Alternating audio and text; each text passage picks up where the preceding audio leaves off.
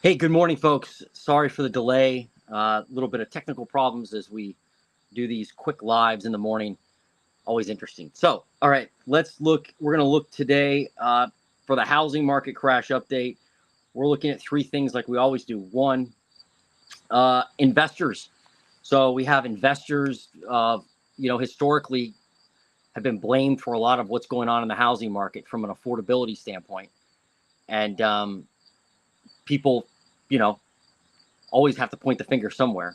And not saying investors haven't caused problems in the housing market, there's no doubt. But today we're going to look at investor demand and exactly what's going on with purchases. Are they buying more? Are they buying less homes out there? What's going on? Number two, we're looking at we're going to look at rents. Are rents increasing in the United States? And if they are, how much are they increasing? And I'm curious to know if you are a renter or if you're a landlord or if you know somebody renting, are their rents going up a lot or are they dropping? Are people getting deals with rentals? A lot of folks thought that, rents would crash with the explosion of rental inventory. We haven't seen that, but we're going to get a quick update on rents.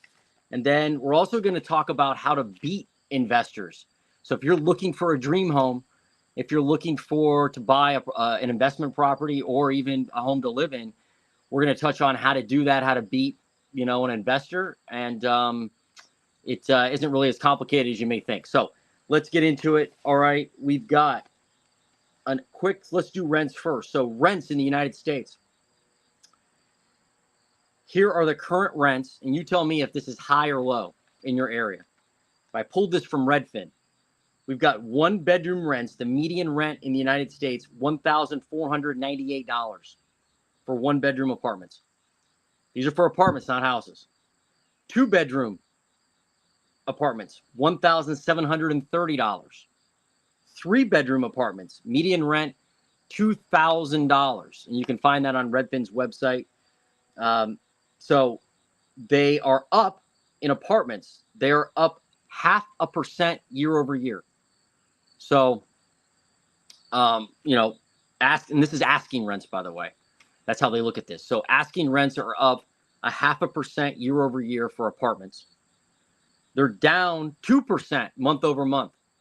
So if you look at the month over month from June to July, they were down 2%. Is that a lot? I don't know. But certainly they're not crashing, but they're not skyrocketing either. It's definitely year over year. That's barely a growth, right? Half a point. Now, the bad news is that according to Zillow, couldn't pull this from Redfin, they didn't have this data, but Zillow says that year over year asking rents are up 4.7% year over year, 4.7% for single family houses. So for single family houses, not apartments, 4.7% year over year, up 0.36% month over month. So you can see the difference, right? I think there's a lot of people out there who can't afford to buy a house, and so they want to rent one. Because most people, this is a generalization, but a lot of people want to rent a house. They'd rather have a house to rent than an apartment, right? They'd like to have a yard and, a place to hang out in the back, barbecue, whatever. Maybe a garage, maybe a yard for the dog. And they prefer that over a house. So over an apartment. So that makes sense, right? So rents for single family houses continue to rise 4.7%. That seems to be normal.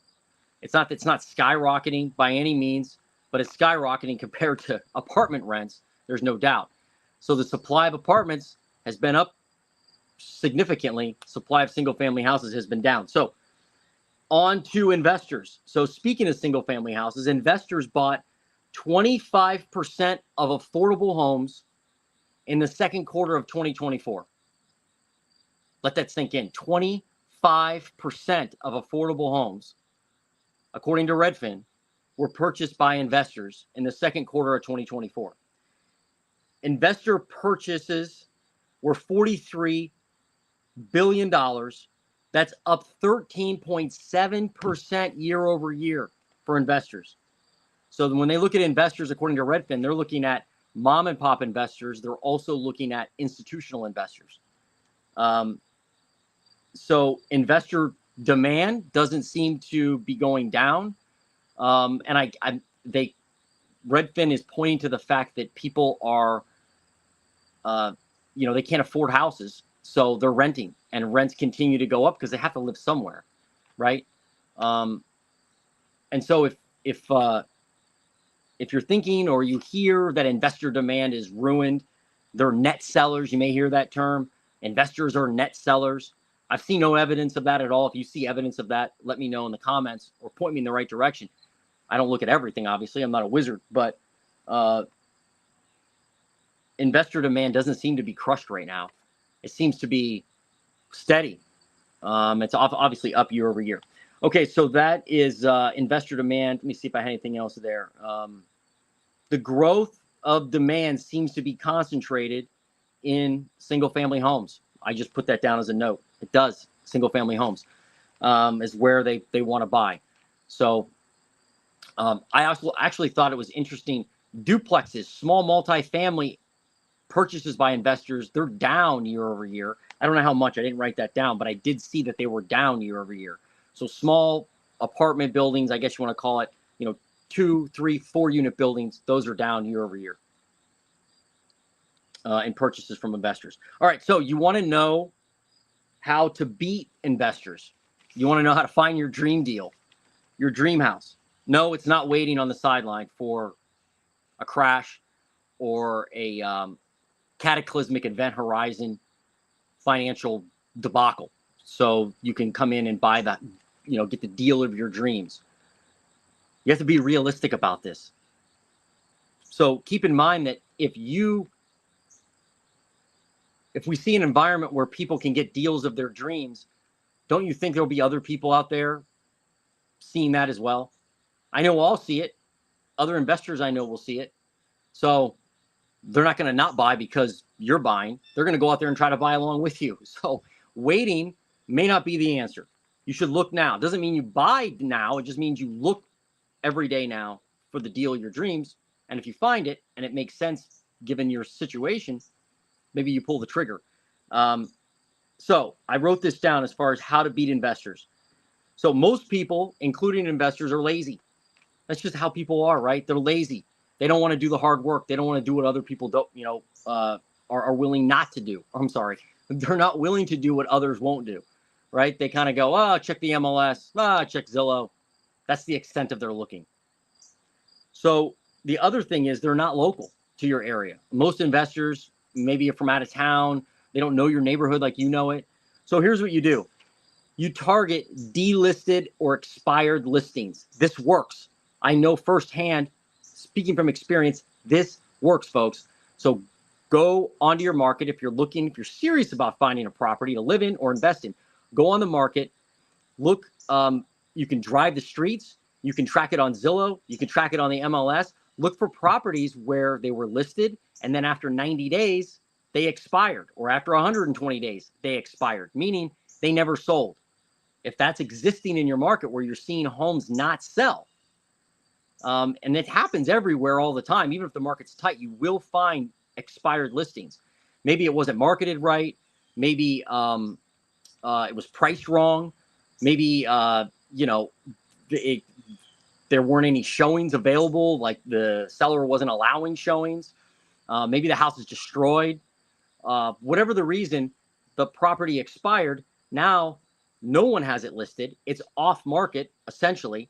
And if you contact those people, a lot of times, nobody else is contacting them. You'd be surprised. You think that's a low-hanging fruit for a lot of realtors, but realtors, just like others, are lazy traditionally. So they won't call on the expired listing. But if you call that seller or the owner and say, hey, I saw the house, I'm interested in talking to you about buying it, and you can do that with a letter, a knock on the door, a phone call. Letters are really easy, and they work, trust me.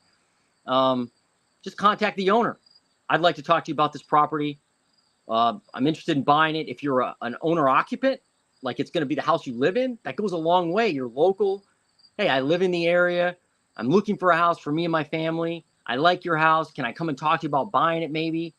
You'd be shocked at the response you get. And if you are someone who had a property on the market and expired because it didn't sell, What do you think is going to happen when someone contacts you who's not a realtor, who's just a person that wants to buy the property and live in it? You're probably going to have better luck than a realtor, maybe better luck than an investor. Most people would probably rather sell to somebody who's going to live in the home versus invest in it and not live there, right? So the point is that is a great strategy to find a deal, whether you're an investor or a somebody who's going to live in the house. And you can beat in other investors. You can definitely beat realtors and find the deal without waiting for a crash. You can still find a deal. So those are my updates. You got rents, you got investors still buying, you got rents up, and then I shared with you how to think outside the box and find a deal. All right. We'll see you again on the next live morning housing crash update. Peace.